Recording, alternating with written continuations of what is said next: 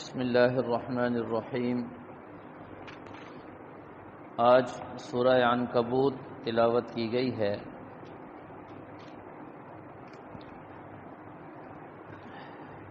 اس سورہ مبارکہ میں 69 آیات ہیں اور 7 رکوع ہیں۔ یہ سورہ مبارکہ الف لام میم حروف مقطعات سے شروع کی گئی ہے، اور اس سورہ مبارکہ کے آغاز میں اللہ تبارک و تعالی نے اہل ایمان کو تھوڑا سا جھنجھوڑا ہے۔ فرمایا کہ صرف زبان سے کہہ دینا ہم ایمان لائے یہ کافی نہیں ہے۔ فرمایا کہ ہم تمہیں آزمائیں گے اور خوب تمہاری جانچ ہوگی، پھر پتہ چلے گا کہ واقعی تمہارے دل میں ایمان ہے یا نہیں۔ اور فرمایا کہ تم سے پہلے بھی جتنے لوگ گزرے ہیں انہیں بھی ہم نے آزمایا ہے، اور ان پر بھی ہم نے مصیبتیں اور آفات ڈال کر ان کا حساب اور ان کا محاسبہ ہم نے کیا ہے، اور ہم خوب جانیں گے کہ کون تم میں سچا ہے اور کون جھوٹا ہے۔ اس کے بعد اللہ تبارک و تعالی نے فرمایا کہ جو اہل ایمان ہیں وہ اللہ تعالی سے ملاقات کی امید بھی رکھتے ہیں، اور ان کو پورا یقین ہے کہ موت آنے والی ہے، اور موت کے بعد ہم نے اللہ تعالیٰ کے حضور پیش ہونا ہے۔ من جاہد فإنما یجاہد لنفسہ، فرمایا اصل مجاہد وہی ہے جو اپنے نفس کے خلاف جہاد کرے اور اپنے نفس کو قابو میں رکھے۔ اس کے بعد اہل ایمان کی اور وہ لوگ جو نیک اعمال کرنے والے ہیں اور گناہوں سے بچنے والے ہیں، ان کی اللہ تعالیٰ نے کچھ فضیلت اور خصوصیت ارشاد فرما دی ہے۔ اس کے بعد ایک آیت ہے وَوَصَّيْنَا الْإِنسَانَ بِوَالِدَيْهِ حُسْنًا، سورہ لقمان میں بھی اس سے ملتے جلتے الفاظ تلاوت کیے گئے ہیں۔ حضرت سعد رضی اللہ تعالی عنہ عشرہ مبشرہ میں سے ہیں۔ وہ اپنے ماں باپ کے انتہائی فرما بردار تھے اور خوب ان کی اطاعت کرنے والے تھے۔ ایک مرتبہ جب یہ مسلمان ہوئے تو ان کی والدہ نے قسم کھا لی اور یہ کہا کہ اگر تو اپنا مذہب نہیں چھوڑے گا، نبی پاک صلی اللہ تعالی علیہ وسلم سے تعلق منقطع نہیں کرے گا، تو میں آج کے بعد کھانا بھی نہیں کھاؤں گی، پانی بھی نہیں پیوں گی، اور اسی طرح میں مر جاؤں گی، اور ساری دنیا تمہیں عار دلائے گی کہ اپنی ماں کا یہ قاتل ہے۔ حضرت سعد ظاہر ہے بڑی خدمت کرنے والے تھے اپنی ماں کی، اور بہت زیادہ محبت کرنے والے تھے۔ جب ماں نے یہ رویہ اور یہ سلوک برتا تو بڑے پریشان ہو گئے۔ 2-4 دنوں کے بعد اللہ تبارک و تعالی نے یہ آیت مبارکہ نازل فرمائی، جس میں اللہ تعالی نے فرمایا وَإِن جَاهَدَاكَ لِتُشْرِكَ بِي مَا لَيْسَ لَكَ بِهِ عِلْمٌ فَلَا تُطِعْهُمَا۔ حضرت سعد ان آیات کے نازل ہونے کے بعد اپنی والدہ صاحبہ کے پاس گئے اور فرمایا ماں اچھی طرح یہ بات سن لے، ایک جان نہیں، اگر اللہ تمہیں 100 جانیں دے اور ایک ایک کر کے تیری جان نکل جائے، پھر بھی میں اپنے محبوب صلی اللہ علیہ وسلم کو چھوڑنے والا نہیں ہوں۔ جب ماں کو یقین آ گیا کہ اب میرا بیٹا میری ان باتوں میں آنے والا نہیں ہے، تو ایک روایت میں 3 دن کے بعد اس نے پھر کھانا پینا شروع کر دیا تھا۔ تو یہ آیات حضرت سعد رضی اللہ تعالیٰ عنہ کے متعلق نازل ہوئیں۔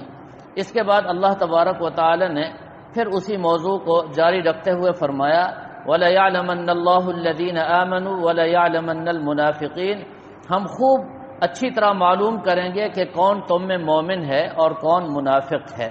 اہل ایمان اللہ تعالیٰ کے ساتھ جو تعلق رکھتے ہیں اور جیسا تعلق ہونا چاہیے وہ ہمیشہ پیش نظر رہنا چاہیے، اور اپنے ایمان کو ٹٹولتے رہنا چاہیے، کہیں ایمان میں کمزوری نہ آ جائے، کہیں نفاق داخل نہ ہو جائے، کہیں ایسا گناہ ہم سے نہ ہو جائے جس سے اللہ تبارک و تعالی ناراض ہو جائے۔ ایک حدیث میں آتا ہے ایک آدمی ساری زندگی 60 سال 70 سال نیکیاں کرتے رہتا ہے، لیکن جب موت کا وقت آتا ہے ایسا گناہ سرزد ہوتا ہے، فرمایا کہ وہ جہنمیوں میں شامل ہو جاتا ہے۔ ساری زندگی گناہ کرتا ہے، کوئی ایک نیکی ایسی ہو جاتی ہے موت سے پہلے وہ جنتیوں میں شامل ہو جاتا ہے۔ اس لیے اپنے اعمال پر بھروسہ نہیں ہونا چاہیے، ہر وقت اللہ تعالیٰ سے ڈرتے رہنا چاہیے، اور اللہ تعالیٰ سے اللہ تعالیٰ کا فضل مانگتے رہنا چاہیے، اور اپنے ایمان کی خوب ہر وقت فکر رہنی چاہیے۔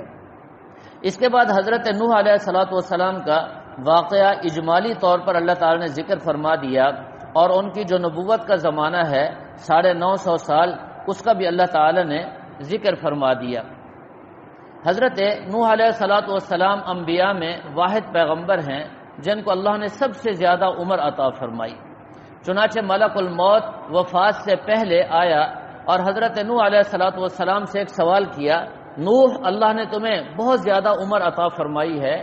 ایک روایت میں 1400 سال حضرت نوح علیہ السلام دنیا میں رہے، نبوت کا زمانہ تو یہ تھا، اس کے علاوہ بھی حضرت نوح علیہ السلام یہاں دنیا میں رہے، تو آپ نے اس دنیا میں رہنے کو اور یہ جو پورا زمانہ اللہ نے تمہیں عطا فرمایا، اس کے بارے میں آپ کی کیا رائے ہے؟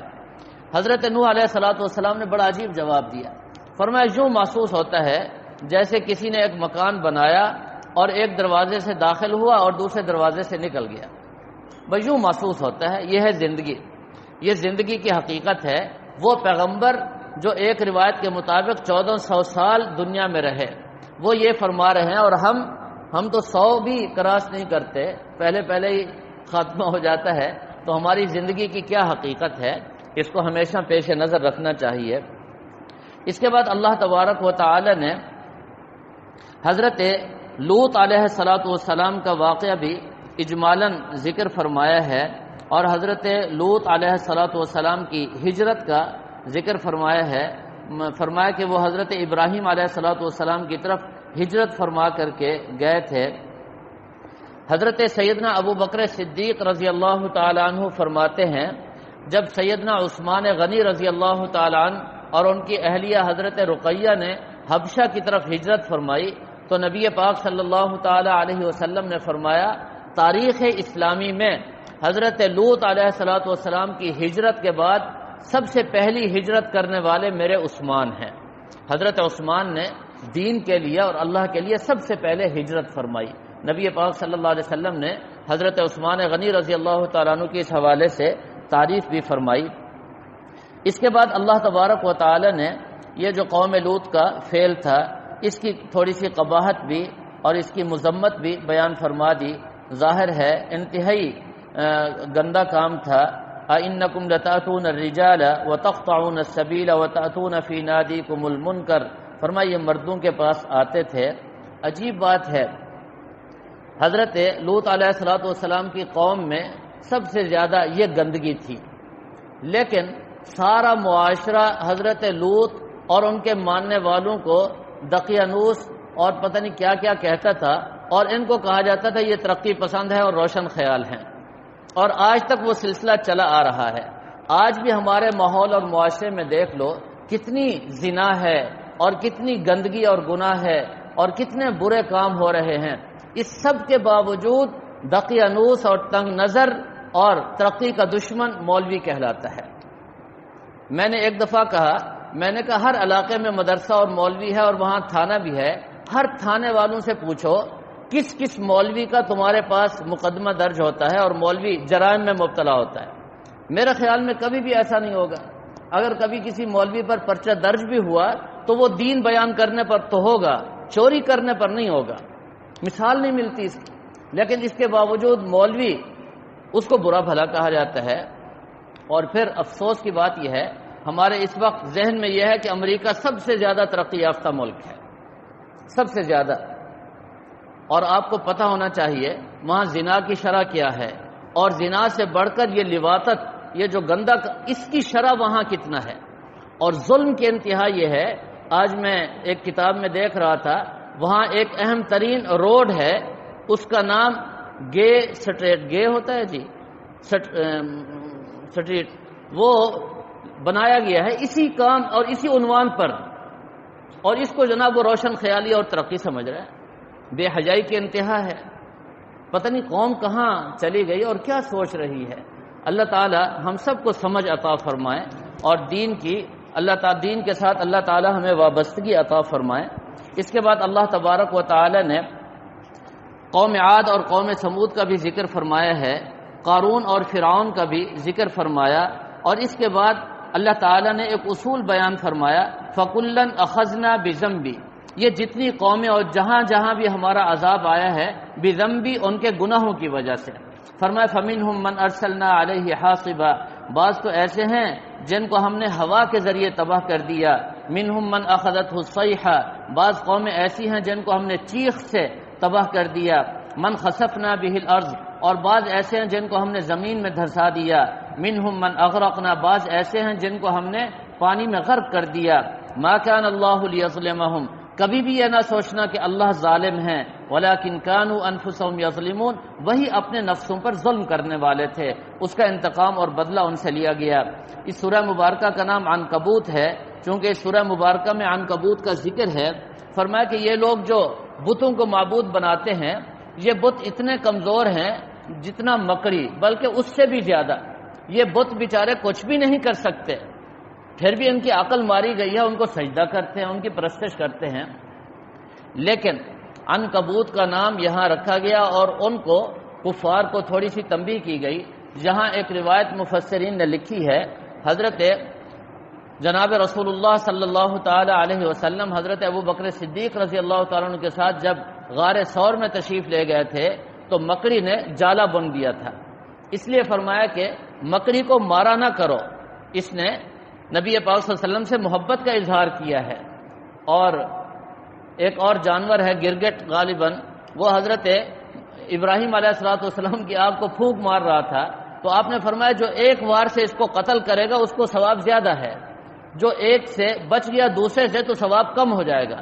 یعنی اس کو تو ایک نظر نبی پاک صلی اللہ علیہ وسلم نے برداشت نہیں فرمایا۔ یہ بھی تھوڑا سا ذہن ہونا چاہیے، محبوب جس چیز کو پسند کریں اس سے بھی ہمیں محبت ہونی چاہیے، اور جس سے نفرت کریں اس سے ہمیں نفرت ہونی چاہیے۔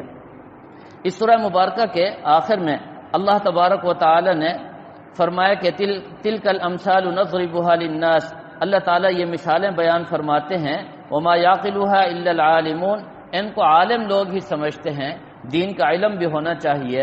اس کے بعد اللہ تبارک و تعالی نے دو حکم دیے ہیں، ایک تلاوت قرآن کا حکم اور ایک نماز کا حکم۔ یہ دو حکم بڑے اہم ہیں اہل ایمان کے لیے۔ فرمائے دو چیزیں جن لوگوں کے پاس ہوں گی اور جو ان کا اہتمام کریں گے، فرمایا ان کا ایمان ہمیشہ محفوظ رہے گا۔ ایمان کی حفاظت کا ذریعہ دو چیزیں ہیں، تلاوت قرآن اور اقامت صلاۃ۔ پھر اقامت صلاۃ کے 3 جز ہیں، یاد رکھیں نماز کے لیے 3 چیزیں ضروری ہیں، نمبر 1 اخلاص، نمبر 2 خشیت، اور نمبر 3 ذکر اللہ۔ فرمایا جس نماز میں یہ تینوں نہ ہوں یا ان میں سے کوئی ایک نہ ہو، وہ نماز صورتاً تو نماز ہے، حقیقتاً اس کو نماز نہیں کہتے۔ اخلاص، فرمایا اخلاص جب ہو تو انسان کے اندر ایک قوت پیدا ہو جاتی ہے، وہ قوت انسان کو نماز کی طرف لے آتی ہے، نماز کی طرف انسان دوڑتا ہوا آتا ہے۔ اور جب خشیت ہو تو فرمایا اس خشیت کی وجہ سے انسان سارے گناہوں سے بچتا ہے۔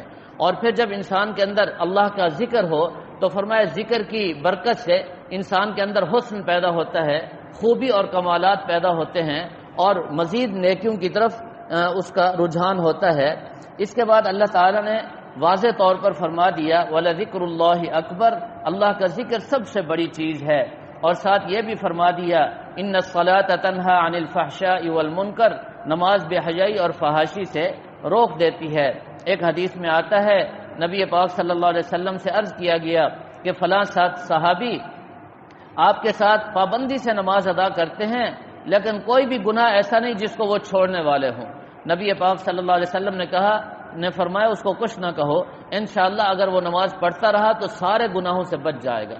فرمایا کہ چند دن نہیں گزرے تھے اس نے پکی توبہ کی اور سارے گناہوں سے وہ بچ گیا۔ تو اگر ہماری نماز صحیح معنوں میں نماز ہو جائے تو نماز یقیناً تمام گناہوں سے انسان کو روک دیتی ہے، اور اللہ تعالیٰ کے ذکر کا بھی خوب اہتمام ہونا چاہیے۔ فرمایا کہ اذکروا اللہ کثیرا، یہ واحد عبادت ہے جس کو کثرت سے کرنے کا حکم اللہ تعالیٰ نے بار بار فرمایا۔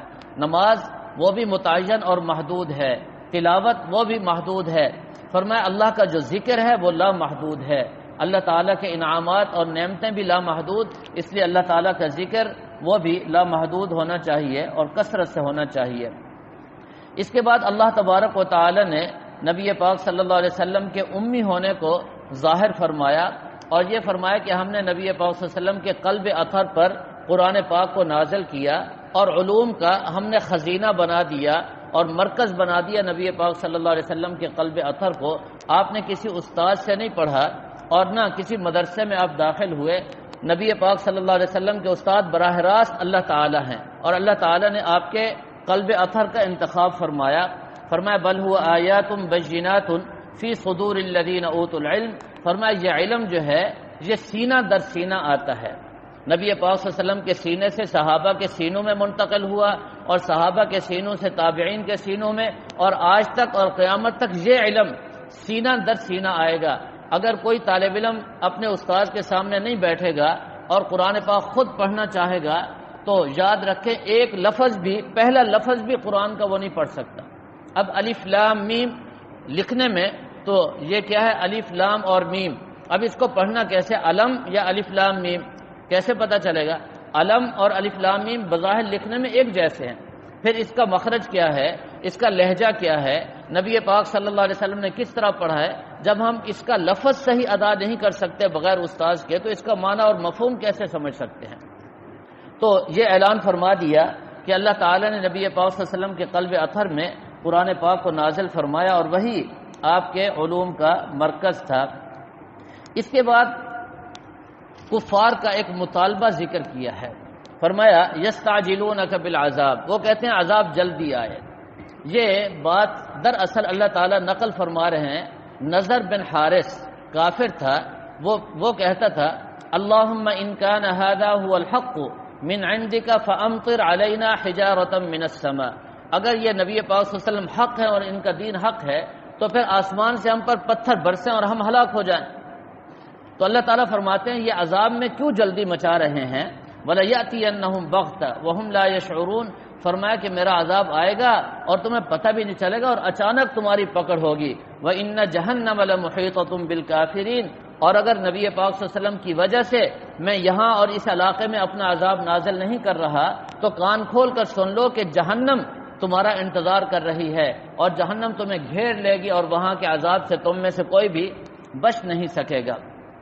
اس کے بعد اللہ تعالی نے اپنے نیک بندوں کو خطاب کرتے ہوئے فرمایا یا عبادی الذین آمنوا ان ارضی واسعۃ فایایا فاعبدون. یہ میری زمین بڑی وسیع ہے، تم یہاں اگر آپ کو کوئی رکاوٹ ہو دوسری جگہ چلے جاؤ، میری عبادت کرو. اور یہ بھی ذہن نشین کر لو کل نفس ذائقۃ الموت، ہر انسان نے موت کا مزہ چکھنا ہے.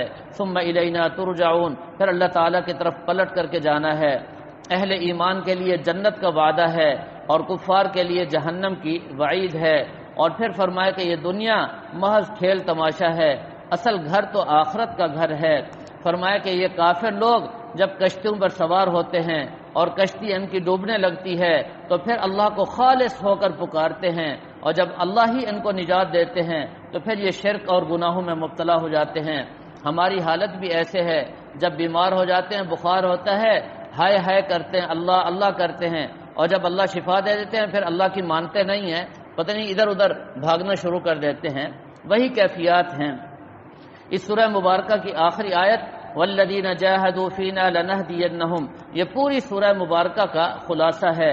فرمایا کہ جو بھی ہمارے راستے میں مجاہدہ کرے گا، کوشش کرے گا، لنہدینہم سبلنا، ہم اس کو اپنی طرف آنے کے مختلف راستے اور بے شمار راستے عطا کر دیں گے. وَإِنَّ اللَّهَ لَمَعَ الْمُحْسِنِينَ. فرمایا احسان کرنے والوں کے ساتھ اللہ تعالی ہیں. احسان یہاں نیکی ہے، خیر اور بھلائی کے کام کرنا ہے. اس کے بعد سورہ روم تلاوت کی گئی ہے. یہ سورہ مبارکہ مکی ہے اور اس کی 60 آیتیں ہیں اور 6 رکوع ہیں.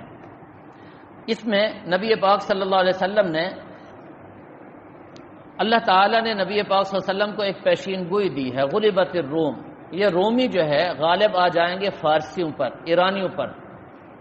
مسئلہ اس کا یہ تھا، 2 باتیں یہاں میں عرض کرنا ضروری سمجھتا ہوں. ایک تو قرآن پاک کی جو پیشین گویاں ہیں یہ بھی قرآن پاک کی حقانیت کی بہت بڑی دلیل ہیں.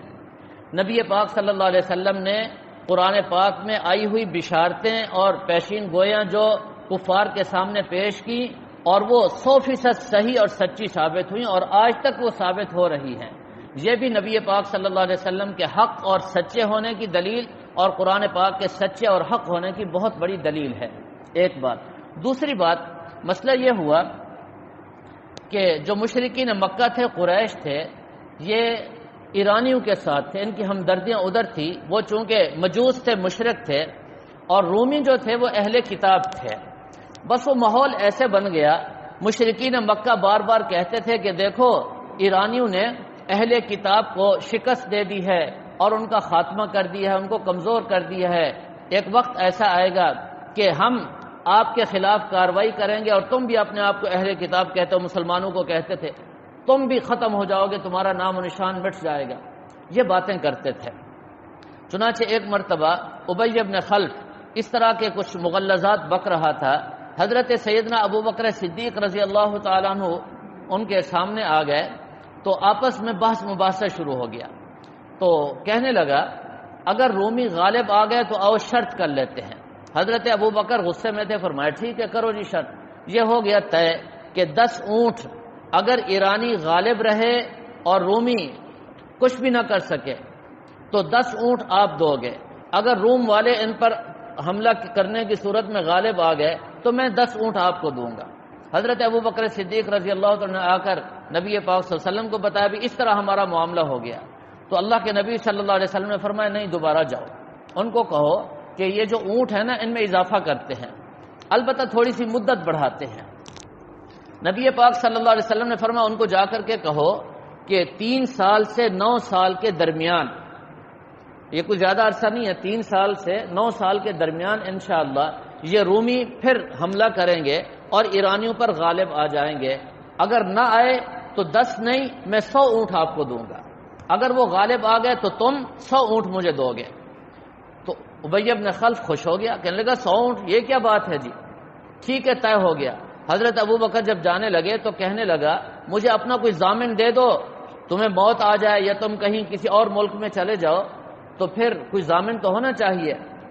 حضرت ابو بکر صدیق رضی اللہ عنہ نے اپنے بیٹے کو پیش کر دیا، فرمایا یہ میرا بیٹا ہے عبداللہ، یہ میرا ضامن ہے۔ وہ کہنے لگا میرے بھی فلانے فلانے ضامن ہیں۔ یہ معاملہ طے ہو گیا۔ چنانچہ 7 سال ابھی پورے نہیں ہوئے تھے، اللہ تبارک و تعالی نے رومیوں کو ایرانیوں پر زبردست فتح عطا فرما دی، اور ایرانی جو ہے منہ چھپاتے پھر رہے تھے، فارسی لوگ، ان کو منہ چھپانے کی جگہ نہیں ملتی تھی۔ لیکن اس سے پہلے ابی بن خلف غزوہ احد کے موقع پر نبی پاک صلی اللہ علیہ وسلم کا تھوڑا سا اس کو زخم لگ گیا تھا، نبی پاک صلی اللہ علیہ وسلم مارا تھا۔ یہ چیختے چلاتے احد سے نکلا، مکہ مکرمہ پہنچا، اور یہاں یہ سخت تکلیف میں تھا، اتنی تکلیف سارے اس کو کہتے تھے پاگل کہیں کا، تھوڑا سا تو زخم ہے اور چیختا تو اتنا ہے، اور بڑے تو بڑی مارتا تھا۔ تو پھر وہ کہتا تھا کہ مجھے نبی پاک صلی اللہ علیہ وسلم کا زخم لگا ہوا ہے، اب میری حالت بڑی خراب ہے۔ بہرحال یہ ذلیل ہو کر کے مر گیا مکہ مکرمہ میں غزوہ احد کے بعد۔ احد کے میدان میں نبی پاک صلی اللہ علیہ وسلم کے ہاتھ مبارک اس کو لگے تھے اور ٹھیک ٹھاک لگے تھے، بظاہر تو تھوڑے سے تھے لیکن اس کی عقل کو ٹھیک کرنے کے لیے وہ کافی تھے۔ یہ مر گیا۔ اس کے بعد حدیبیہ کے موقع پر رومیوں کو فتح ہوئی، تو نبی پاک صلی اللہ علیہ وسلم کے پاس حضرت ابو بکر آئے اور فرمایا کہ میں ان کے پاس گیا، میں نے ان کو نہیں چھوڑا، میں نے کہا 100 اونٹ نکالو، انہوں نے مجھے دے دیے، میں لے کر کے آ گیا، اب کیا حکم ہے؟ نبی پاک صلی اللہ علیہ وسلم نے فرمایا ان کو صدقہ کر دو۔ اب سوال یہ پیدا ہوتا ہے یہ تو شرط تھی، شرط لگانا تو جائز نہیں ہے، لگا لی تو پھر لینا دینا جائز نہیں ہے۔ امام اعظم ابو حنیفہ رحمہ اللہ تعالی کی تحقیق اور مسئلہ اچھی طرح سن لیجئے، اگر کسی مسلم اور غیر مسلم کے درمیان یہ معاملہ ہو تو مسلمان کے لیے کافر سے مال لینا جائز ہے، اس کا استعمال بھی جائز ہے۔ بالکل اسی طرح حکم ہے شریعت کا، کافروں کے ملک میں دارالحرب کافروں کے ملک میں مسلمان اور کافر اگر کوئی سود کا معاملہ کرتے ہیں اور مسلمان ان سے سود لیتا ہے تو وہ بھی جائز ہے۔ لا ربا بین المسلم والکافر، کافر اور مسلمان کے درمیان سود نہیں ہوتا، یہ شرط، اور یہ سود مسلمان کا مسلمان کے ساتھ ناجائز اور حرام ہے۔ لیکن اس کے باوجود نبی پاک صلی اللہ علیہ وسلم نے حضرت ابو بکر کو فرمایا ان کو استعمال نہ کرو، ان کو صدقہ کر دو۔ چنانچہ حضرت ابو بکر رضی اللہ تعالیٰ عنہ نے وہ سارے اونٹ اللہ کے راستے میں صدقہ کر دیے۔ اس کے بعد اللہ تبارک و تعالی نے اس سورہ مبارکہ میں قدرت کی نشانیاں بیان فرمائیں، اور یہ بھی فرمایا اللہ یبدأ الخلق ثم یعیدہ ثم الیہ ترجعون، اللہ نے ابتداءً تمہیں پیدا کیا، پھر اللہ تعالیٰ تمہیں موت دے گا، پھر تمہیں لوٹائے گا، زندہ کرے گا، اور پھر قیامت کے دن تم اللہ تعالیٰ کے سامنے کھڑے ہوگے۔ اور فرمایا کہ جب قیامت کا دن ہوگا اہل ایمان وہ باغات میں ہوں گے، یحبرون۔ یہاں یحبرون کا معنی علماء نے لکھا ہے، فرمایا کہ وہاں بڑے عجیب عجیب گانے ہوں گے، جنت میں بڑی سریلی آواز ہوگی، ایسی آواز کہ انسانوں نے کبھی سنی نہیں ہوگی۔ اللہ تعالیٰ ایسی حوریں پیدا فرمائیں گے جو عجیب انداز میں گانا گائیں گی۔ یہاں دنیا کا گانا حرام اور ناجائز ہے، وہاں کا جو گانا ہوگا فرمایا وہ اللہ تعالیٰ کے عشق اور محبت میں اور اللہ تعالیٰ کے ذکر میں ہوگا، بڑی سریلی آواز ہوگی، فرمایا آواز میں بڑی خوبی ہوگی، اور جو اشعار ہوں گے وہ بھی بڑے معتدل ہوں گے۔ اگر اس دنیا میں بھی اگر کوئی ایسے اشعار ہوں جس میں باجا واجا نہ ہو اور اللہ تعالیٰ کی محبت کے اشعار ہوں اور حسن صوت بھی ہو اور الفاظ بھی معتدل ہوں تو یہاں بھی گنجائش ہے، لیکن جو وہاں گانا ہوگا اور وہاں کا جو انداز ہوگا دنیا میں تو فرمایا اس کی کوئی مثال پیش ہی نہیں کی جا سکتی۔ اور یہ دنیا میں جو گانے باجے ہیں یہ تو نفاق کو پیدا کرتے ہیں، ایمان سے انسان کو محروم کر دینے والے ہیں، بے حیائی اور فحاشی کی طرف قریب کر دینے والے ہیں۔ فرمایا کہ یہ جو کافر لوگ ہیں یہ اللہ تعالیٰ کی ملاقات کا بھی انکار کرتے ہیں، آیات کا بھی انکار کرتے ہیں، کل قیامت کے دن سخت عذاب میں مبتلا ہوں گے۔ اس کے بعد فرمایا فسبحان اللہ حین تمسون وحین تصبحون، یہ سورہ روم کی آیت نمبر 17، 18، 19۔ فرمایا جو شخص ان 3 آیتوں کو صبح ایک دفعہ پڑھ لے یا غالباً 3 مرتبہ پڑھ لے، فرمایا سارے دن کے اعمال اور اذکار جو اس سے چھوٹ جائیں گے اس پر اس کو اس کا بدلہ اور پورا اجر اللہ تعالیٰ عطا فرما دیں گے۔ اور اس آیت کی تفسیر میں علماء نے لکھا ہے سبحان اللہ و بحمدی، جو 100 مرتبہ پڑھ لے گا اللہ تعالیٰ اس کے سارے گناہوں کو معاف فرما دیں گے۔ اور ایک حدیث میں آتا ہے جو 100 مرتبہ سبحان اللہ و بحمدی پڑھے گا اللہ تبارک و تعالیٰ 1 مرتبہ پڑھنے پر 1,00,000 نیکیاں اس کو عطا فرمائیں گے۔ بڑی عجیب آیات ہیں۔ اس کے بعد اللہ تعالیٰ نے فرمایا کہ دیکھو میں نے تمہیں مٹی سے پیدا کیا، پھر فرمایا کہ میں نے تمہارے اندر سے تمہاری بیویوں کو پیدا کیا، حضرت آدم علیہ السلام مراد ہیں، ان سے حضرت حوا پیدا ہوئیں۔ فرمایا کہ دیکھو شوہر اور بیوی کا جو رشتہ ہے لتسکنوا الیہا، مرد اپنی بیویوں سے سکون حاصل کرتے ہیں، وجعل بینکم مودۃ ورحمہ، اور اللہ تعالیٰ نے اپنے فضل و کرم سے شوہر اور بیوی کے درمیان مودت اور رحمت کا رشتہ قائم فرما دیا۔ مودت کہتے ہیں جوشیلی محبت کو جو ابتدا میں ہوتی ہے جوانی کے زمانے میں، اور رحمت فرمایا یہ محبت بڑھاپے میں کام آتی ہے، آپس میں اتنی ہمدردی، حالانکہ ضرورت نہیں ہوتی، خواہشات ختم ہو چکی ہوتی ہے، لیکن پھر بھی ایسی محبت اور ایسی رحمت ہوتی ہے ایک دوسرے کے بغیر نہیں رہ سکتے۔ یہ بھی اللہ تعالیٰ کی نعمتوں میں سے ایک بہت بڑی نعمت ہے۔ ہمارے استاد جی مولانا عبدالرحمن اشرفی صاحب اس آیت کے تحت فرمایا کرتے تھے دیکھو دیکھو اللہ تعالیٰ نے کیسی عمارت کھڑی کی ہے جو 2 لفظوں سے قائم ہوئی، ایجاب اور قبول، 2 لفظوں سے قائم ہوئی، اور اتنا مضبوط قائم ہو گئی کہ اتنا قربت کا رشتہ نہ ماں سے، نہ باپ سے، نہ بھائی سے، نہ بہن سے، اتنا قریب کا رشتہ اللہ نے جوڑ دیا 2 لفظوں سے، لیکن کمزور اتنا ہے کہ 1 لفظ سے ٹوٹ جاتا ہے۔ خیال کرنا اس کو، کہیں توڑ نہ بیٹھنا، بڑی خطرناک حالت ہوتی ہے اس وقت۔ اس کے بعد فرمایا کہ اللہ تعالیٰ نے آسمان و زمین کو پیدا فرمایا، واختلاف السنتکم، فرمایا دیکھو تمہاری زبانیں مختلف ہیں۔ ہمارے ابا حضرت آدم کو اللہ تعالیٰ نے 7 لاکھ زبانیں سکھائی تھیں، 7 لاکھ زبانیں، حدیث میں آتا ہے حضرت آدم کو ہماری مادری زبان ہے نا، حضرت آدم نے یہ ساری بولیاں بولی ہیں جو آج دنیا میں بولی جا رہی ہیں اور قیامت تک بولی جائیں گی۔ حضرت آدم نے جو بولی نہیں بولی وہ دنیا میں کبھی نہیں بولی جائے گی۔ تو ایک روایت میں 7 لاکھ کا عدد آتا ہے، 7 لاکھ بولیاں حضرت آدم کو آتی تھی علیہ الصلاۃ والسلام، اور حضرت حوا کو بھی۔ تو مادری زبان ہے نا ہر ایک کی، تو یہ مادری زبان ادھر سے چلی ہے، کسی کو کوئی بولی مل گئی، کسی کو کوئی مل گئی۔ بولی اور زبان سے کسی کو اختلاف نہیں ہے، یاد رکھیں۔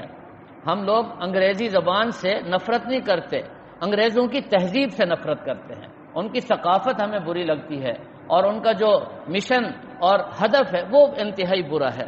کوئی بھی زبان بری نہیں، ہمارے ابا حضرت آدم کی زبان ہے، ہم کسی زبان کو کیوں برا کہیں جی۔ اس کے بعد فرمایا وَأَلْوَانِكُمْ، اللہ نے تمہارے رنگ بھی مختلف بنائے، دیکھو کوئی گورا ہے، کوئی کالا ہے، کوئی کیسا ہے کوئی کیسا ہے، کوئی چھوٹا ہے کوئی، یہ ساری اللہ تعالیٰ کی قدرتیں ہیں۔ فرمایا دن اور رات کو دیکھو، فرمایا کہ آسمان پر بجلی چمکتی ہے، خوف بھی آتا ہے اور امید بھی، اور جب بارش کی ضرورت ہوتی ہے نا جی پھر خوش ہوتے ہیں۔ ایسا ہوتا ہے نا جی، جہاں بارش کی ضرورت ہوتی ہے ان سے پوچھو جی، فون کرتے ہیں جی دعا کرو اس دفعہ بارش نہیں، زمینیں ہماری خراب ہو رہی ہیں۔ خوف بھی اور امید بھی، اللہ تعالیٰ فرماتے ہیں دیکھو یہ ساری کیفیات کون پیدا کرنے والے ہیں۔ فرمایا اللہ تعالیٰ نے آسمان و زمین کو قائم کر دیا۔ یہ ساری چیزیں ذکر کرنے کے بعد فرمایا دیکھو آسمان ہے، زمین ہے، یہ سارے اللہ کے حکم کو مانے کھڑے ہیں، ساری دنیا اللہ کے حکم کے آگے جھکی ہوئی ہے، لیکن اے انسان تجھے کیا ہوا، تجھے کیا ہوا؟ اتنی بڑی طاقتور چیزیں وہ تو اللہ کے سامنے گویا کہ سر منہ کسی حکم پر انحراف نہیں کرتی، اور انسان ہے کہ دور بھاگ رہا ہے۔ فرمایا ضرب لکم مثلا من انفسکم، اللہ تعالیٰ مثالیں دے دے کر کے سمجھا رہے ہیں کہ دیکھو تمہارا کوئی غلام ہو، پھر وہ تمہاری نہ مانے تو پھر کیا کرو گے؟ تم ہو تمہارا غلام، میرے بندے ہو تم، میں نے تمہیں سب کچھ دیا، اور جب میری نہیں مانو گے تو پھر ذرا سمجھو اور سوچو اس بات کو۔ پھر اللہ تعالیٰ نے فرمایا فاقم وجہک للدین حنیفا فطرۃ اللہ التی فطر الناس علیہا لا تبدیل لخلق اللہ، اللہ تعالیٰ نے ہر انسان کو چاہے وہ کسی کے گھر میں بھی پیدا ہو فطرت دین پر پیدا فرمایا ہے۔ فابواہ یحودانہ او ینصرانہ او یمجسانہ، فرمایا پھر اس کو ماں باپ یہودی بناتے ہیں، عیسائی بناتے ہیں، سکھ اور ہندو بناتے ہیں۔ آج بھی دیکھ لیں ہمارے بچے گھروں میں پیدا ہوئے، جو ہمارے گھر میں آ گیا ہم نے ان کو قرآن کا حافظ بنا دیا، اور ہمارے مسلمان بھائیوں کے گھر میں ایک بچہ پیدا آ گیا، پیدا ہو گیا، اس کو پینٹ شرٹ پہنا کے پتہ نہیں کیا پڑھا دیا۔ ماں باپ اس کو لگاتے ہیں، جہاں آپ لگائیں گے بچہ ادھر ہی چلے گا۔ تو ماں باپ کو چاہیے، ان کی بنیادی ذمہ داری ہے اپنی اولادوں کو دین کی طرف لائیں، گناہوں سے اور بدی سے اپنی اولادوں کی حفاظت کریں۔ اس کے بعد اللہ تعالی نے فرمایا کہ جو تم سود کا معاملہ کرو گے فلا یربو عند اللہ، اللہ تمہارے مال کو کبھی بڑھنے نہیں دیں گے۔ سودی لین دین کرو گے تمہارا مال اللہ بڑھنے نہیں دیں گے۔ ما آتیتم من زکاۃ تریدون وجہ اللہ، اگر تم زکوٰۃ دو گے اور اللہ کی رضا کے لیے دو گے فاولئک هم المضعفون، اللہ تعالیٰ اس کو بڑھا بڑھا بڑھا بڑھا کر کے تمہیں دیں گے، تم سوچ بھی نہیں سکو گے، مال بڑھتا ہی چلا جائے گا۔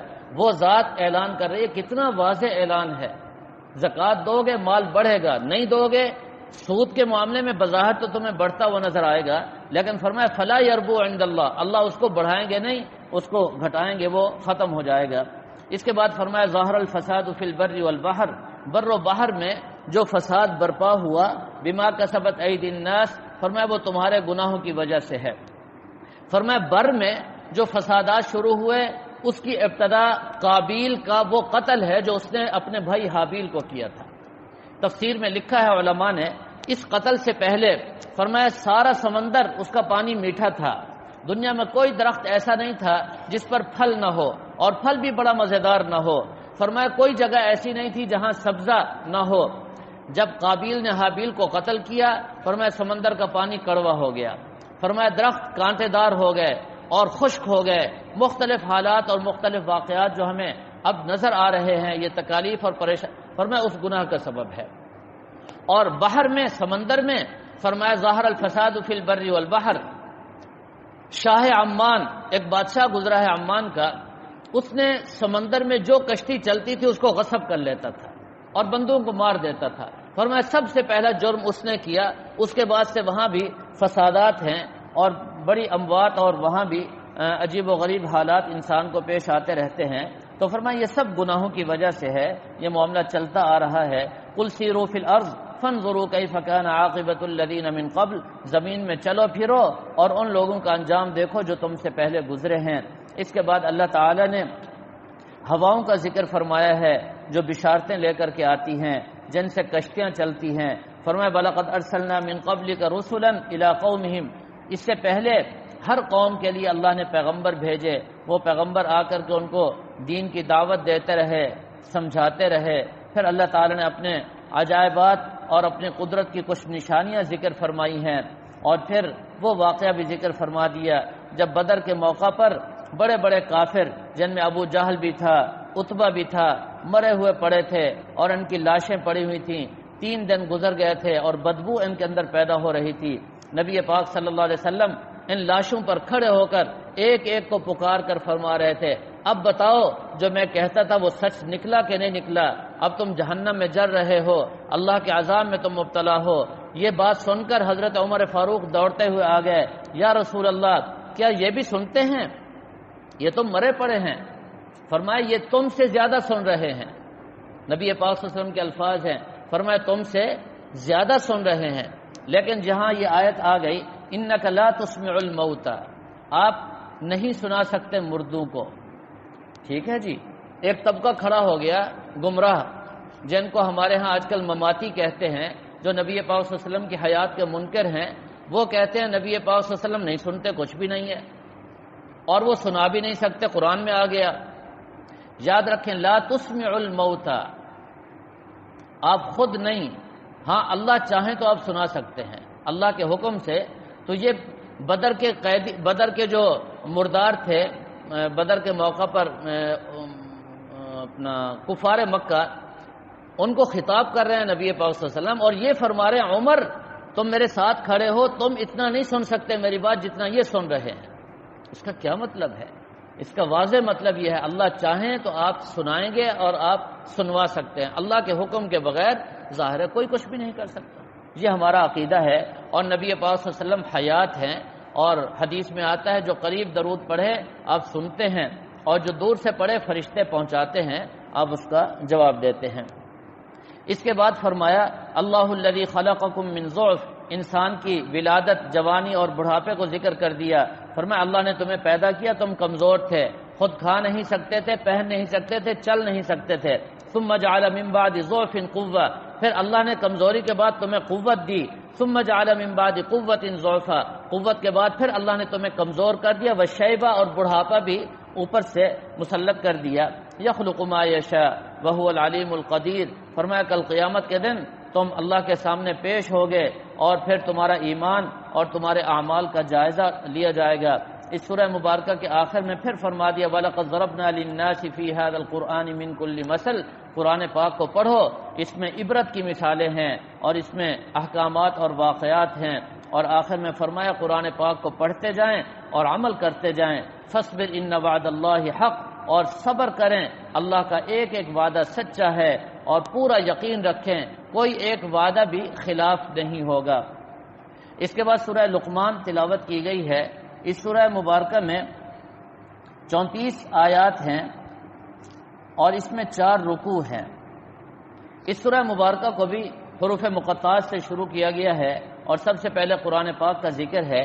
اس کے بعد اللہ تعالی نے فرمایا من الناس من یشتری لہو الحدیث، بعض لوگ ایسے ہیں جو لہو الحدیث کو خرید کرتے ہیں۔ لہو الحدیث باتوں کا کھیل، لہو الحدیث کا لفظی معنی ہے باتوں کا کھیل۔ یہ باتوں کا کھیل ٹیلی ویژن بھی ہے، فلم بھی ہے، اور آج کل موبائل بھی ہیں۔ یہ کھیل ہے نا، باتوں کے کھیل ہیں، عجیب عجیب اس میں آوازیں اور رنگ۔ کل سورہ نمل گزری ہے، وہاں ایک بات کہنا میں بھول گیا۔ حضرت سلیمان علیہ الصلوۃ والسلام نے شیطان کو فرمایا کہ مختلف رنگوں اور مختلف ایسی چیزیں لے کر کے آؤ جس کو دیکھ کر انسان جو ہے نا بالکل فریفتہ ہو جائے۔ شیطان نے کہا یہ کام میرے ذمہ لگا دو، میں ایسے ایسے رنگ اور ایسے ایسے خوبصورت مناظر پیش کروں گا کہ انسان جو ہے پاگل ہو جائے گا۔ فرمایا جاؤ لے آؤ۔ شیطان جن جو تھے وہ لے آئے۔ تو آج یقین کر لیجئے یہ موبائل دیکھو نا، اس میں رنگ اور اس میں جو واقعات اور حالات ہیں، یہ لگتا ہے وہی شیطان اس کو لے کر کے آیا ہے۔ یہ کوئی انسان اور مسلمان کا کمال نہیں ہے، اس میں گندگی اور غلاظت بہت زیادہ ہے۔ اللہ تعالی حفاظت فرمائے۔ یہ نضر بن حارث کا ابھی میں نے آپ کو واقعہ سنایا، یہ کہتا تھا جلدی عذاب آئے، اوپر سے پتھر کیوں نہیں برستے۔ یہ ظالم ایک لونڈی اور باندی خرید کر کے لایا تھا، بڑی حسین تھی اور آواز بھی اس کی بڑی خوبصورت تھی۔ وہ گانے گاتی تھی اور ناچتی تھی، مٹک مٹک کے چلتی تھی۔ جو بھی مسلمان ہوتا تو یہ نظر اس کو کہتا کہ وہاں جاؤ گے تو تمہیں کہا جائے گا نماز پڑھو، تمہیں کہا جائے گا مال دو، زکوٰۃ دو، اور تمہیں کہا جائے گا گھوڑے پر بیٹھو اور اپنی جان پیش کرو۔ ادھر آؤ میں تمہیں ایک گانا سناتا ہوں، ادھر آؤ میں تمہیں ایک عورت دکھاتا ہوں، بڑی خوبصورت ہے۔ اس طرح لوگوں کو وہ ورغلاتا تھا، گمراہ کرتا تھا۔ اس کا واقعہ اللہ نے اس آیت مبارکہ میں ذکر کر دیا، من الناس من یشتری لہو الحدیث، یہ نظر ایک لونڈی خرید کر کے لایا ہے، وہ باتوں کا کھیل، یعنی اس میں ایسے ایسے گانے گاتی ہے اور اس طرح اپنی طرف متوجہ کرتی ہے کہ انسان پھر دین کا نہیں رہتا۔ آج بھی آپ دیکھ لیں جن کو گانوں کا شوق ہو جائے پھر وہ نماز روزے کا نہیں رہتا، بس سارا دن بیٹھا ہوا، روزہ رکھنے کے بعد بھی اس کو مزہ نہیں آتا، وہ ٹی وی پر یہ گانے سنتا ہے، دیکھتا ہے۔ یہ بڑی خطرناک چیز ہے۔ فرمایا لیضل عن سبیل اللہ بغیر علم، یہ انسان کو اللہ کے راستے سے گمراہ کر دینے والی چیز ہے۔ اس کے بعد فرمایا جب ان کے سامنے قرآن پاک کی آیتیں پڑھی جاتی ہیں واللہ مستکبرن، یہ پیٹھ پھیر کر تکبر سے نکل جاتے ہیں، کأن لم یسمعها، گویا کہ انہوں نے سنا ہی نہیں، کأن فی اذنیہ وقرا، اللہ نے ان کے کانوں میں ٹاٹ رکھ دیے، فبشرہ بعذاب علیم، اور فرمایا ان کو بشارت دے دو عذاب علیم کی۔ اس کے بعد اللہ تعالیٰ نے حضرت لقمان علیہ السلام کا ذکر فرمایا۔ صرف حضرت عکرمہ کی روایت کے مطابق حضرت لقمان پیغمبر تھے، باقی تمام روایات پیغمبر ہونے کی نفی کرتی ہیں۔ روایات میں یہ بھی آتا ہے کہ اللہ تبارک و تعالیٰ نے ایک فرشتہ بھیجا اور حضرت لقمان کو کہا کہ تمہیں نبوت چاہیے یا حکمت چاہیے؟ تو حضرت لقمان نے فرمایا مجھے حکمت چاہیے، مجھے نبوت نہیں چاہیے، حالانکہ حکمت کے معنی میں نبوت بھی ہے اور اس میں بصیرت بھی ہے، سمجھ بھی ہے۔ اس کے بعد ایک دوسرا واقعہ یہ پیش آیا کہ حضرت لقمان کو یہ کہا گیا کہ تمہیں حکومت چاہیے یا عافیت چاہیے؟ حضرت لقمان نے فرمایا مجھے حکومت نہیں چاہیے، مجھے عافیت چاہیے۔ البتہ اگر اللہ تبارک و تعالیٰ کا حکم ہے تو پھر میرے لیے کوئی چارہ نہیں، میں حکومت کرنے کے لیے تیار ہوں۔ لیکن وہ فرشتہ جو آیا ہوا تھا نا اس کو کہنے لگے لیکن اللہ تعالیٰ سے یہ بات کہہ دینا میری طرف سے، اگر حکومت مل جائے تو انسان اندھیرے میں ہاتھ پاؤں مارتا ہے، اگر وہ حق فیصلہ کر دے تو وہ اللہ تعالیٰ تک پہنچ جاتا ہے، اگر ناحق فیصلہ کر دے تو پھر اس کو بچانے والا کوئی نہیں ہوتا، بڑی مشکل حالت ہوتی ہے۔ مجھے عافیت چاہیے، حکومت نہیں چاہیے، یہ حضرت لقمان کا فرمان ہے۔ اور ایک قول کے مطابق یہ حبشی تھے اور غلام تھے، چنانچہ ایک دفعہ ان کے آقا نے ان کو ایک بکری دی، کہا لقمان اس کو جا کر ذبح کرو اور اس میں جو سب سے اہم ترین گوشت کا حصہ ہے جس میں خیر اور بھلائی ہے وہ میرے پاس لے کر کے آؤ۔ حضرت لقمان گئے، ذبح کیا اور دو چیزیں لے کر کے آ گئے، دل اور زبان کاٹ کر کے پیش کر دیا، کہا یہ سب سے بہترین ہے۔ 2-4 دن کے بعد پھر آقا نے بکری دی، کہا جی اس کو ذبح کرو اور اس میں سے 2 ایسی چیزیں لے آؤ جو سب سے بدترین ہوں، بیکار ہوں۔ گائے ذبح کیا، واپس وہی 2 چیزیں لے کر کے آگے، زبان اور دل۔ تو آقا نے کہا یہ کیا بات ہے، پہلے بھی یہی لائے اب بھی یہی لائے؟ تو حضرت لقمان نے بڑی عجیب بات کی، فرمایا اگر یہ 2 اچھے ہو جائیں تو ان سے بہتر کوئی نہیں، اور اگر یہ بگڑ جائیں تو پھر ان سے بدتر کوئی نہیں، بس یہ 2 ہی چیزیں ہیں، زبان اور دل، ان کو ٹھیک رکھنا چاہیے۔ بے شمار ان کی حکمت بھری باتیں ہیں اور بڑی قیمتی نصیحتیں ہیں، 4000 ان کی نصیحتیں احادیث میں اور محدثین نے نقل فرمائی ہیں، تفصیل کا وقت نہیں ہے۔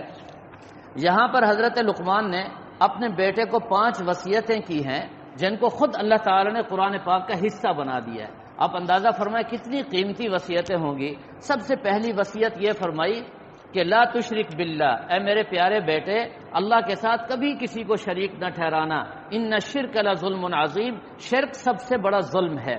اور دوسری وصیت فرمایا کہ یا بنی انہا ان تک مثقال حبۃ من خردل فتکن فی صخرۃ او فی السماوات او فی الارض یأتی بها اللہ، بڑی عجیب آیت ہے۔ فرمایا کہ چھوٹا سا گناہ بھی یا چھوٹا سا تمہارا عمل بھی تم جتنا چھپا کر کے کرو وہ چھپا ہوا نہیں، کل قیامت کے دن اللہ تمہارے سامنے پیش کرے۔ یہ یقین اور عقیدہ بنا لو کہ کوئی بات اللہ کے سامنے چھپی ہوئی نہیں ہے، ہر چیز اللہ کے سامنے ہے، چھوٹا گناہ ہو یا کوئی بھی تمہارا عمل ہو تم چھپا کر نہیں کر سکتے، اللہ اس کو دیکھ رہے ہیں۔ یہ بڑے اہم عقیدے کی بات ہے۔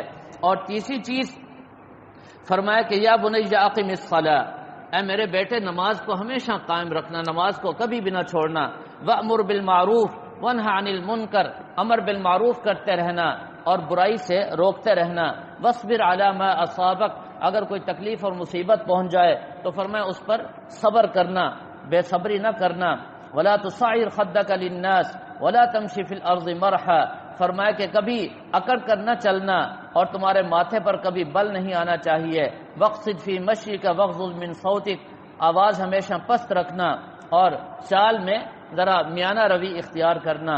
یہ 4-5 وصیتیں حضرت لقمان نے فرما دی۔ اس کے بعد اللہ تعالی نے پھر دلائل قدرت اور دلائل توحید ذکر فرمائے، اور چلتے چلتے آخر میں فرمایا وَلَوْ أَنَّمَا فِي الْأَرْضِ مِنْ شَجَرَةٍ أَقْلَامٍ، فرمایا ساری روئے زمین کے درخت قلمیں بن جائیں، وَالْبَحْرُ يَمُدُّهُ، اور سارا سمندر سیاہی بن جائے، فرمایا سَبْعَةُ أَبْحُرٍ، 7 سمندر اور بھی ملا دیے جائیں، پھر اللہ تعالیٰ کی حمد و ثنا کو لکھنا چاہے، فرمایا ما نفدت کلمات اللہ، یہ سارے سمندر اور یہ ساری قلمیں ختم ہو جائیں گی، اللہ تعالیٰ کی تعریف اور اللہ تعالیٰ کی حمد و ثنا ختم نہیں ہوگی۔ اور اللہ تعالیٰ نے کس طرح تمہیں پیدا کیا، اس پر ذرا غور کیجئے۔ اس سورہ مبارکہ کے آخر میں عقیدے کے متعلق اہم بات فرما دی، فرمایا 5 چیزیں ایسے ہیں جو اللہ کے سوا کوئی بھی نہیں جانتا۔ ان اللہ عنده علم الساعہ، قیامت کا علم اللہ کے سوا کسی کو نہیں۔ ينزل الغیث، بارش کب آئے گی، کتنا آئے گی، کہاں کہاں آئے گی، کوئی نہیں جانتا۔ یہ آلات کے ذریعے دیکھ دیکھ کے بتاتے ہیں، پھر بھی اکثر جھوٹ نکلتا ہے، کبھی سچ بھی نکل آتا ہے۔ وَيَعْلَمُ مَا فِي الْأَرْحَامِ، ماں کے پیٹ میں کیا ہے۔ اس پر ایک واقعہ میں عرض کرتا ہوں، ہمارے یہاں اس پارک کے پیچھے ایک گھر ہے، وہاں الٹرا ساؤنڈ کرایا، کہا جی بیٹا آ رہا ہے، اور ان اللہ کے بندوں نے مٹھائیاں بانٹ دیں، میرے پاس بھی ڈبہ لے کر کے آ گیا جی بیٹا آ رہا ہے، بڑی خوشی منائی، اور جب بچہ پیدا ہوا تو بیٹی نکل آئی، بڑے پریشان تھے پھر۔ تو یہ ہوتا ہے، فرمایا کہ اللہ جانتے ہیں، اللہ کے سوا کوئی بھی نہیں جانتا، یہ اندازے اور تخمینے ہوتے ہیں، اس پر اعتماد نہیں کیا جا سکتا۔ ایک مثال ہمارے اپنے قریب کی میں نے آپ کو پیش کر دی ہے، ما تدری نفس ماذا تکسب غدا، کل آپ کیا کمائیں گے اللہ کے سوا کوئی نہیں جانتا، موت کس جگہ پر آئے گی اللہ کے سوا کوئی نہیں جانتا۔ اس کے بعد سورہ السجدہ تلاوت کی گئی ہے، فرمایا اس کی 30 آیتیں ہیں اور 3 رکوع ہیں۔ نبی پاک صلی اللہ علیہ وسلم نے ارشاد فرمایا جو اس سورہ مبارکہ کو رات کو پڑھ کر کے سوئے گا، فرمایا کہ لیلۃ القدر کی پوری رات عبادت کرنے سے بھی زیادہ افضل اور زیادہ اجر ہے اس پر، اس 30 آیتوں کو جو پڑھے گا۔ اور پھر ایک حدیث میں فرمایا 30 آیتوں والی سورت کو جو رات کو پڑھے گا، فرمایا وہ قبر کے عذاب سے اس کو بچا دے گی اور اس کے قبر کو منور اور روشن کر دے گی۔ بڑی اہم سورت ہے، اس کو رات کے وقت معمول بنا لینا چاہیے، تلاوت کر کے سونا چاہیے۔ اس سورہ مبارکہ کے آغاز میں بھی اللہ تعالی نے قرآن پاک کے نزول کو ذکر فرمایا، لا ریب فیہ، اور فرمایا کہ یہ قرآن پاک ایسی کتاب ہے جس میں کوئی شک نہیں ہے۔ پھر اللہ تعالی نے دلائل توحید ارشاد فرمائے ہیں، اپنی تخلیق کو اللہ تعالی نے ذکر فرمایا ہے، اور پھر یہاں موت کو بڑے عجیب انداز میں ذکر فرمایا کہ قُلْ يَتَوَفَّاكُمْ مَلَكُ الْمَوْتِ الَّذِي وُكِّلَ بِكُمْ ثُمَّ إِلَىٰ رَبِّكُمْ تُرْجَعُونَ وَلَوْ تَرَىٰ إِذِ الْمُجْرِمُونَ نَاكِسُو رُءُوسِهِمْ عِندَ رَبِّهِمْ، یہ ملک الموت جو ہے یہ تمہیں وفات دیتا ہے۔ یاد رکھیں یہ صرف انسان ایسا ہے جس کی موت اللہ نے ملک الموت کے ذمہ لگا دی ہے، یہ انسان کا اعزاز مسلمانوں کا، اور جو کفار ہیں ان کی تذلیل مقصود ہے، ورنہ جتنے جانور اور باقی مخلوقات ہیں ان کی موت اللہ نے اپنے ہاتھ میں رکھی ہے، کسی فرشتے کے ذمہ نہیں ہے، حدیث میں آتا ہے۔ اور پھر ان کی موت اور حیات کا فلسفہ جو احادیث میں آتا ہے وہ بڑا عجیب ہے۔ فرمایا یہ جتنی بھی مخلوق ہے نا، خاص طور پر یہ جانور ہیں کوئی بھی ہے، فرمایا جب تک یہ اللہ کا ذکر کرتے رہتے ہیں زندہ رہتے ہیں، جو ہی یہ ذکر ختم کرتے ہیں اللہ اپنے ہاتھ سے ان کو نچوڑ دیتے ہیں، ختم جاؤ جی، پھر ان کا وقت ختم ہو جاتا ہے۔ تو یہ انسان کا اعزاز ہے مسلمانوں کا خاص طور پر، اور کفار کی اس میں بڑی تذلیل ہے۔ تو اللہ تعالی نے ملک الموت کا کچھ ذکر فرما دیا، اور انسان کو موت کیسے آتی ہے اس کو بھی ذکر فرما دیا۔ اس کے بعد اہل ایمان کی خصوصیات ذکر فرمائی ہیں، فرمایا کہ یہ رکوع کرتے ہیں، سجدے کرتے ہیں، اللہ تعالیٰ کی حمد و ثنا کرتے ہیں، تکبر نہیں کرتے، فرمایا رات کو اپنے بستروں پر یہ بے چین ہو جاتے ہیں، کھڑے ہو کر اللہ تعالیٰ کے سامنے گڑ گڑا کر خوف بھی ہوتا ہے، طمع بھی ہوتی ہے، اور پھر اللہ کی عبادت کرتے ہیں، اور جو اللہ نے ان کو رزق دیا ہے وہ خرچ کرتے ہیں۔ پھر اللہ تعالیٰ نے کفار اور فساق کا ذکر بھی کر دیا، وَلَنُذِيقَنَّهُم مِّنَ الْعَذَابِ الْأَدْنَىٰ، اللہ ان کو کیسے عذاب دیں گے اس کا ذکر بھی. وَمَنْ أَظْلَمُ مِمَّنْ ذُكِّرَ بِآيَاتِ رَبِّهِ ثُمَّ أَعْرَضَ عَنْهَا، فرمایا سب سے بڑا ظالم وہ ہے جس کے سامنے ہماری آیات پڑھی جائیں اور وہ اعراض کر کے چلا جائے، ان کو سننا ہی نہ چاہے. فرمایا کہ یہ بڑا ظالم ہے. اس کے بعد اجمالی طور پر حضرت موسیٰ علیہ السلام کا واقعہ ذکر فرما دیا، اور اس کے بعد وَيَقُولُونَ مَتَىٰ هَٰذَا الْفَتْحُ، فتح کی بشارت دے دی، اور اس کی مزید تفصیل انشاءاللہ سورہ احزاب میں کل عرض کروں گا. اللہ تعالی ہم سب کو سمجھنے اور عمل کرنے کی توفیق عطا